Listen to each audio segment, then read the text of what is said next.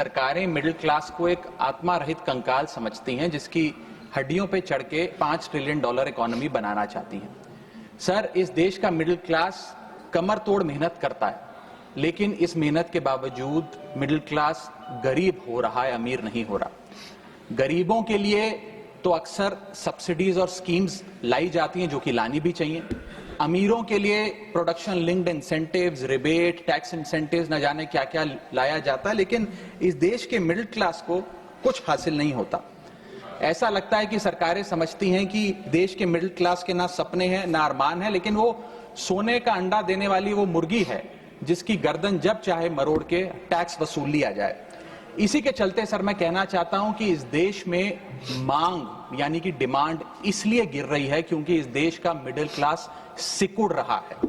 तमाम आंकड़े FMCG sector से लेके गाड़ी बेचने वाले कंपनियों की सेल्स के आप उठाकर देखेंगे तो वो आपको यही बताएंगे कि इस देश का मिडिल क्लास खर्च नहीं कर रहा, और खर्च इसलिए नहीं कर रहा क्योंकि उसकी जेब में आमदनी ही नहीं है। मिडिल क्लास खाली सेंसस के लिए नहीं है सर, उसके भी अपने अरमान हैं, उसके अपने सपने हैं। 1989 में यूनाइटेड स्टेट्स ऑफ अमेरिका में एक पिक्चर बनी थी जिसका नाम था Honey I shrunk the kids. मुझे लगता है भारत देश में वर्ष 2025 में पिक्चर बननी चाहिए honey I shrunk India's middle class.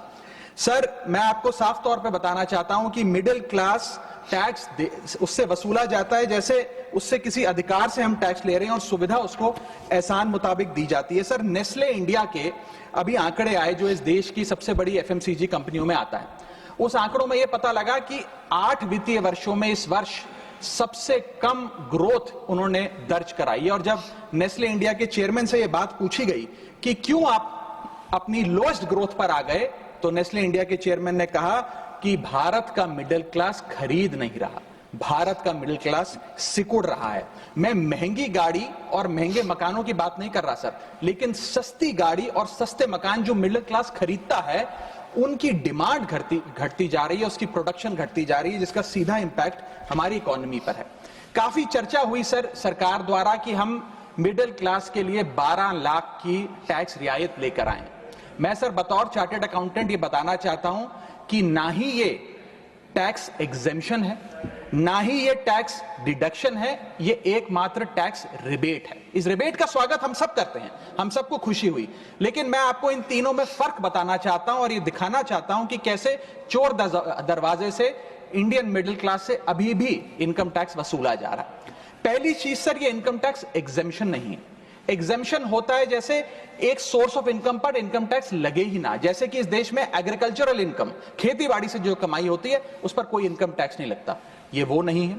ये टैक्स डिडक्शन भी नहीं है। टैक्स डिडक्शन होता है कि फर्ज करिए आपने साल में 15 लाख रुपए कमाए, इनकम टैक्स डिडक्शन आपको 12 लाख रुपए की मिली, तो 15 घटा 12 3 लाख पर आपको इनकम टैक्स देना पड़ेगा।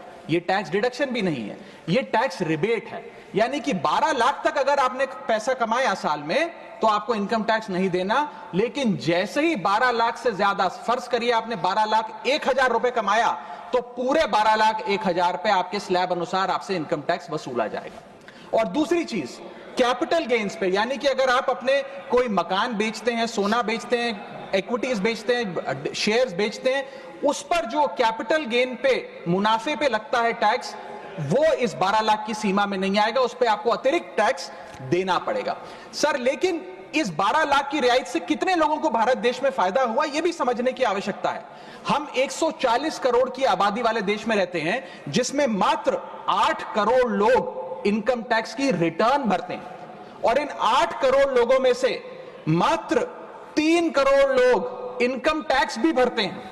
यानी कि 8 करोड़ लोग इनकम टैक्स की रिटर्न भरते हैं, 5 करोड़ लोग जीरो इनकम दिखा के अपनी इनकम टैक्स की रिटर्न भरते हैं, जीरो टैक्सेबल इनकम, और उनसे कोई इनकम टैक्स नहीं वसूलती। लेकिन जो बाकी 3 करोड़ बचे, मात्र वो ही इनकम टैक्स भरते हैं। तो किन लोगों का फायदा हो रहा है, ये भी समझने की आवश्यकता है। और इसका मुकाबला आप करिए सर, सीएमआई का डेटा बताता है कि इस देश में कंजम्पशन के आधार पे 43 करोड़ इंडियंस, 43 करोड़ भारतीय भारत की मिडिल क्लास में आते हैं। 43 करोड़ में से मात्र 2 से 3 करोड़ लोगों को ही इसका फायदा होने जा रहा है। उसका हम स्वागत करते हैं, लेकिन बाकियों के लिए क्या? वित्त मंत्री जी ने यह फैसला जब सुनाया तो कहा कि इससे भारत की कंजम्पशन बढ़ेगी, खपत बढ़ेगी। और इकोनॉमी का चक्का, इकोनॉमी का पहिया चलने लग जाएगा। मैं आपको बताना चाहता हूं और इस सदन में भविष्यवाणी करता हूं सर कि इस टैक्स रियायत से इस देश की कंजम्पशन नहीं बढ़ने वाली। अगर आप वास्तव में इस देश की खपत यानी कि कंजम्पशन बढ़ाना चाहते हैं तो आपको इनकम टैक्स के साथ साथ जीएसटी नाम का टैक्स कम करना पड़ेगा, क्योंकि जीएसटी वो टैक्स है जो इस देश का अमीर से अमीर आदमी और गरीब से गरीब आदमी भी देता है। जब गरीब आदमी अपने घर में चूल्हा जलाने के लिए माचिस खरीदता है तो उस पर भी जीएसटी देता है, और अमीर आदमी जब सफर करने के लिए मर्सिडीज और बीएमडब्ल्यू खरीदता है उस पर भी जीएसटी देता है। जीएसटी वो लोग भी देते हैं जो इनकम टैक्स नहीं भरते, जीएसटी वो लोग भी देते हैं जिनको सरकार उन 80 करोड़ भारतीयों को जिनको फ्री राशन देती है, जीएसटी उनसे भी वसूला जाता है। तो सही मायने में अगर आप भारत में खपत यानी कि कंजम्पशन को बढ़ाना चाहते हैं, इकोनॉमी रिवाइव करना चाहते हैं, तो आपको जीएसटी कम करना पड़ेगा और जीएसटी स्ट्रीमलाइन करना पड़ेगा।